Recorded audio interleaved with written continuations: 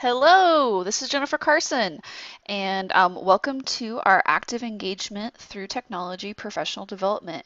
It is September 24th, and I'm sorry that I cannot be there. I am at the elementary site for this district-wide PD, but I will be making an appearance at all of your sites for the rest of the district-wide PDs that we will be having throughout the year.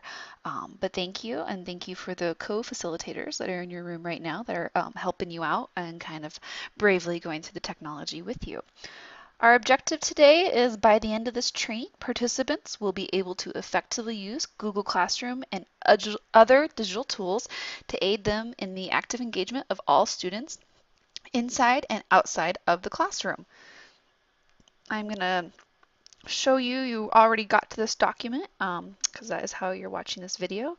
If not, here is the link that you can type in exactly. It has to be for capitals here, or you can even scan it with one of your mobile devices and it'll instantly take you to this. So you are already on this first step. You are watching the intro video. So your next step is going to be to like our district's educational technology page. At this page for Facebook, I am constantly posting new resources that are just coming out. I follow a lot of different educational technology blogs. So whenever I see something that I like, I go ahead and post it there. When I create a new resource, I'm posting it there. The videos that I do automatically post there. And also I'll be taking pictures and stuff around the district. So it's just a really good resource for you. If you're already on Facebook, you know, some cool information every once in a while will show up in your feed. Usually not everything I post shows up in your feed, so you can, you know, every once in a while just go over to the page and actually visit it and see the different things that I've been posting. But if you go ahead and click it, it should ask you to log in to the page, and then you can go ahead and log in and then click like. Um, you have to log into your Facebook page real quick just to do that. But please just take the moment to do that today. That way, so right now we're at, where is it? We're at 67 likes, and that's pretty much from people from the high school. So I know the high school people, a lot of you have already done that. But if you haven't from the high school, go ahead and do that now. Middle school, I know a lot of you haven't. So go ahead and do that, and that you'll start to get a lot of my updates that I have going on there. All right, so once you've done that, go ahead and close out of Facebook. There's no more Facebook. Now we're on our training. You'll have the pre-assessment. You'll click the pre-assessment link. It's going to take you into a Google form that you quickly answer just these couple questions. Click submit. And then once you click submit, it'll say thank you, and then you will click the exit button. That'll be very important for this whole training is knowing your tabs, okay? Then you need to go through the multiple user setup. So again, you click on that link. It'll take you to the instructions. If you've already done this, you do not have to do it. If you already know how to switch between multiple users, if you understand what I'm doing up here, you don't have to do this. If you do not understand what I'm doing up here, you need to watch this video, read these instructions, and do what it's asking you here before you can do any of the other steps. Nothing else will work until you have both your teacher domain and your student domain accounts set up, and you're working from your student domain for your Google Classroom stuff. I repeat, when you're working on Google Classroom, you have to be on student domain. You will be hurting yourself if you do it in your teacher domain account. So set this up, learn how to do that in this training. Even if that's all you get through today, that's important enough. We can always come back to the Google Classroom stuff. So get through that today. Again, exiting out of these tabs when you're done with them is going to be important, or at least knowing how to navigate.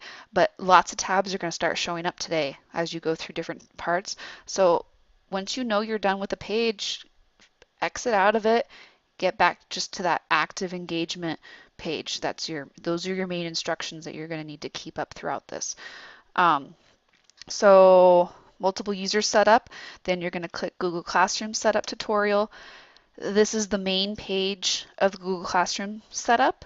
You'll click through these links to do the different instructions, read through each thing. Again, each link brings up a new page that you'll come up to. You have to be able to navigate back to this page to get back to these instructions. So practice going back and forth between tabs if that's a hard concept for you today.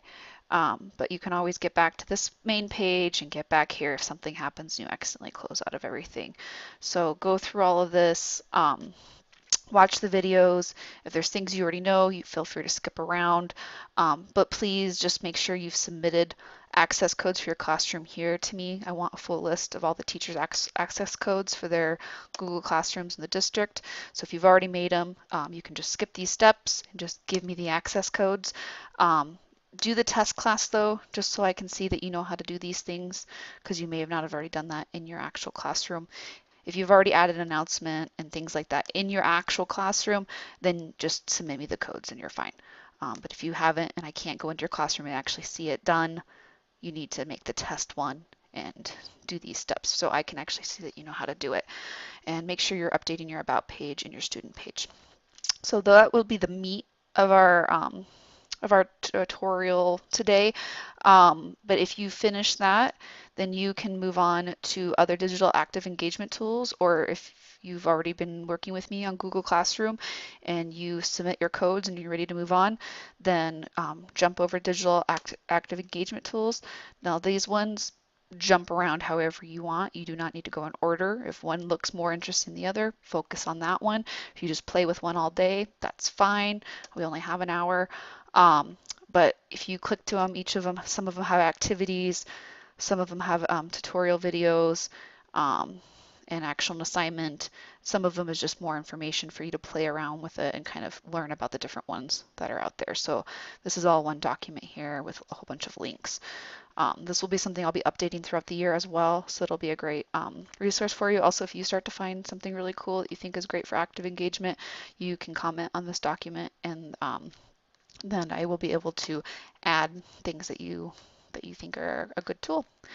Again, I'm going to exit out of this because I am done. And then your last step in the last 5 minutes of class. So can I please have my co-facilitators make sure at the last 5 minute class, stop them wherever they're at, post assessment, click that link, get into it, fill out the questionnaire really quick. It just asks you how are you going to use one of these things that you learned. Give me some feedback, comments.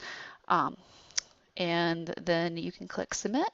You will be done with that, and then you will be done with our activities for the day. I hope you guys learn a lot today and have a great time, and I hope to see you all soon. Take care.